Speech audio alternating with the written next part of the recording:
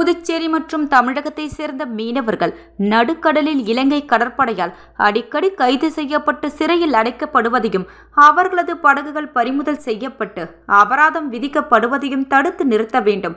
மீனவர்களையும் அவர்களது படகுகளையும் விடுவிப்பதற்கான நடவடிக்கைகளை உடனடியாக எடுக்க வேண்டும் என்று மாண்புமிகு துணைநிலை ஆளுநர் கைலாசநாதன் மத்திய வெளியுறவுத்துறை அமைச்சகத்தை தொடர்ந்து வலியுறுத்தி வந்தார்.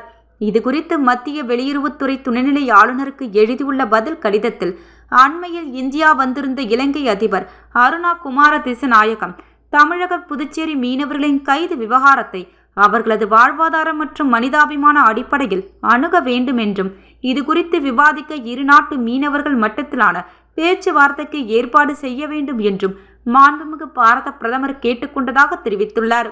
இதற்கிடையில் அண்மையில் இலங்கை கடற்படையால் காரைக்காலை சேர்ந்த 2 மீனவர்கள் துப்பாக்கியால் சுட்டப்பட்டதையும் மற்றும் சிலர் கைது செய்யப்பட்டதையும் அறிந்த துணைநிலை ஆளுநர் அது குறித்து இலங்கையில் உள்ள இந்திய தூதரக அதிகாரிகளிடம் தொலைபேசியில் தொடர்பு கொண்டு கேட்டறிந்தார்.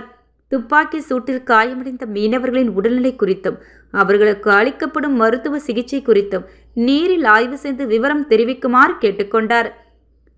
அவர்களது புகைப்படங்கள் மற்றும் சிகிச்சை அளிக்கப்படும் விவரங்களை அனுப்பி வைக்குமாறு கேட்டுக்கொண்டார். அவர்களுக்கு தேவையான சட்ட ரீதியான உதவிகள் மற்றும் பாதுகாப்பை உறுதி செய்யுமாறு கேட்டுக்கொண்டார். அதோடு கைது செய்யப்பட்டுள்ள மீனவர்களையும் அவர்களது படகுகளையும் விடுவிப்பதற்கான நடவடிக்கைகளை துரிதப்படுத்தவும் கேட்டுக்கொண்டார். மீனவர்களின் நலனை பாதுகாக்க மத்திய வெளியுறவுத்துறையும் இலங்கையில் உள்ள இந்திய தூதரக அதிகாரிகளும் எடுத்து வரும் முயற்சிகளுக்கு நன்றி தெரிவித்துக் கொண்ட துணைநிலை ஆளுநர் இந்த பிரச்சனையை தீர்க்க தொடர்ந்து முயற்சி மேற்கொண்டு வருகிறார். மேலும் விரைவில் எந்த விவகாரம் சுமூகமாக முடியும் என்று நம்பிக்கை தெரிவித்து உள்ளார்.